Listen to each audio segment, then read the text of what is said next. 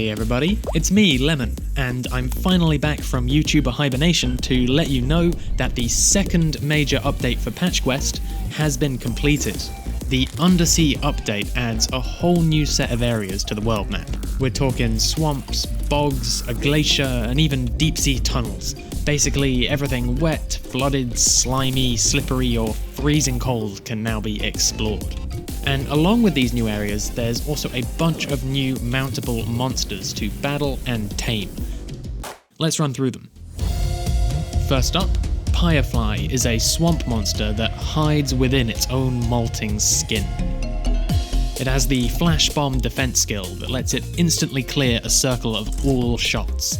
So it acts as a good panic button when things really start to go bullet hell.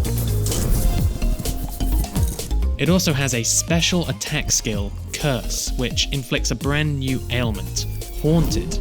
Haunted monsters will be harassed by an army of tiny little ghosts.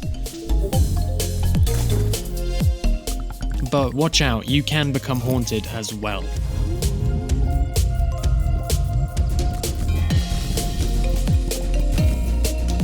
Deerdrop is a glacier monster with a powerful control over the weather.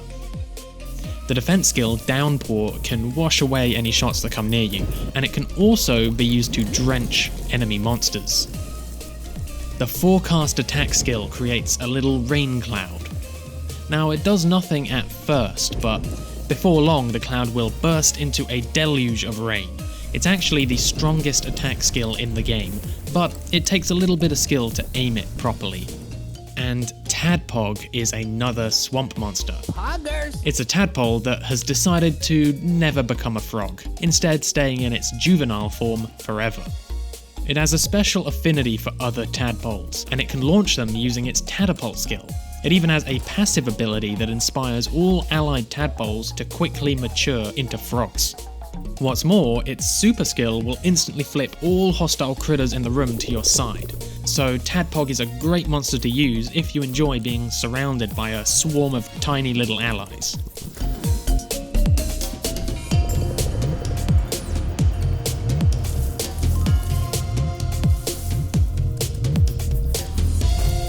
Some other monsters, Snooth, Puven, and Wolfin, were released in a mini update a couple of months ago. You can see them in the previous video.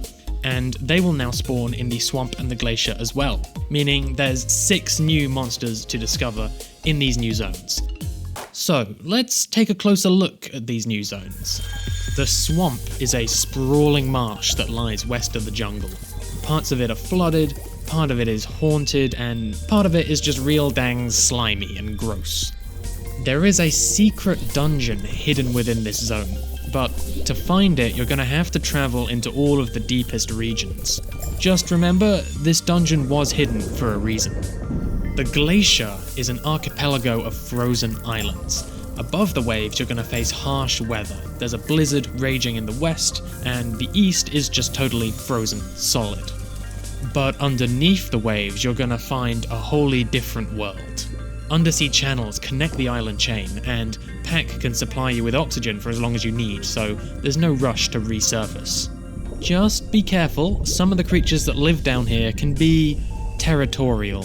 There is a lot more friction underwater, so your shots are all going to move quite a bit slower. This does apply to the monsters as well. I don't want to spoil everything that you're going to find out there, so if you want to start exploring these new zones, then just remember to head towards the southwest of Patchlantis.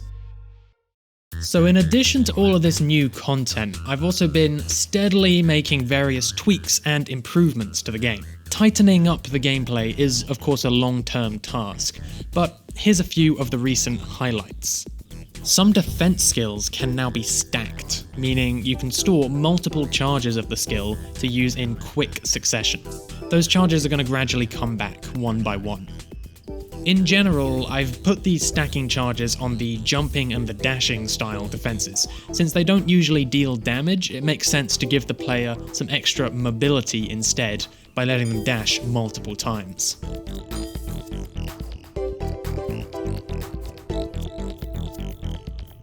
I've also reworked one of the monsters from the Jurassic update. Saberfloof is a saber-toothed squirrel monster, So the coolest thing about this monster is it has the Scythe defense skill, which is a dash combined with a melee strike. It can even be stacked 3 times now. This leads to a fun and aggressive playstyle where you zip around, slashing all the monsters from all directions. But only a small handful of monsters have this kind of melee attack. And so I decided to split Saberfloof into 3 different subspecies: Ziril, Raccoon, and Falaire. This change means that they can spawn in a much wider variety of habitats, and therefore you can use the melee playstyle in more places, if you want to. They each have slightly different abilities. They're immune to a different ailment, shocked, soaked, and burned, and they can each create a ring of shots with that ailment. These shots can then be launched using the Scythe skill, so it synergizes well with the melee-based playstyle, and you can even launch them again in a different direction. I've also been gradually revamping the older subspecies, making each of them a bit more distinct from their main monster. So for example, Lunon is now frozen themed, whereas Stellan is now burning themed.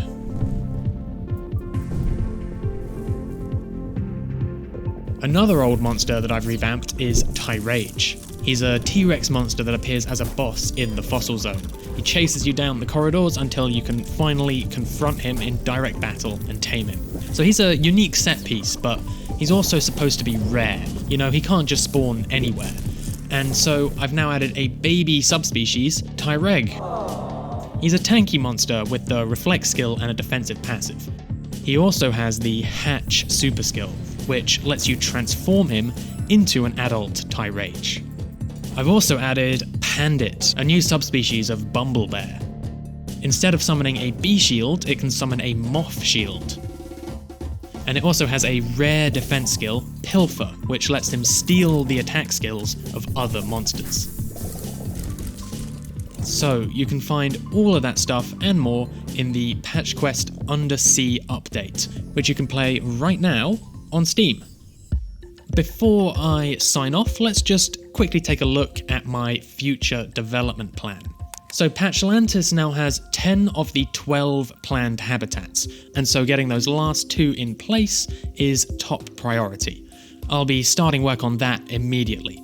And after that point, it's really just a matter of fleshing out the ending and giving the game a full coat of polish from top to bottom, and that will bring us up to version 1.0. I am planning to continue making updates after 1.0, but for now, my top priority is to reach this milestone, and I'm really planning to do it before the end of this year, 2022.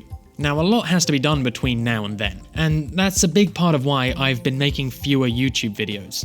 Thousands of you have taken the plunge to support Patch Quest, really to support me, by buying the early access, and so I've been really focused on delivering these early access updates to the highest level of quality that I possibly can.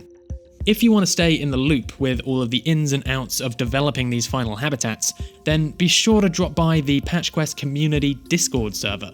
I live blog everything that I'm working on each day, and I'm also always taking on people's thoughts and feedback to try and make Patch Quest the best game it can be. You can also wishlist Patch Quest on Steam to make sure that you get notified when the game launches for real later in this year. All of the links are in the Tyreg. But that's all for now, and as always, thanks for watching.